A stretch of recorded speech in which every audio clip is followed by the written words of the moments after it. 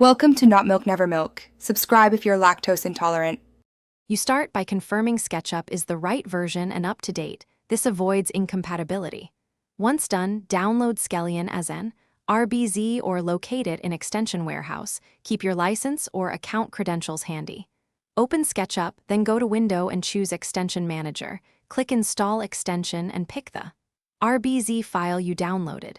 Expect a permissions prompt. Allow it. After install, restart Sketchup to initialize Skelion and load its toolbars. This prevents missing menus later. Once the toolbar is visible, enable Skelion Settings panel and set your project units and locale. This ensures dimensions are correct. Next, choose panel type, tilt angle, and azimuth. These parameters determine yield and placement accuracy.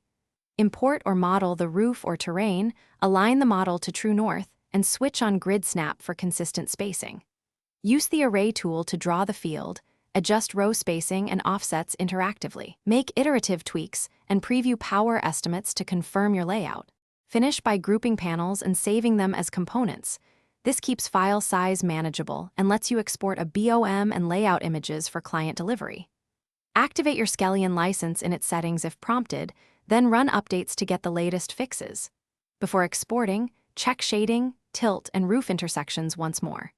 If Skelion tools are missing, open Extension Manager, enable the extension, restart Sketchup, and clear the cache. This resolves most visibility or loading problems quickly.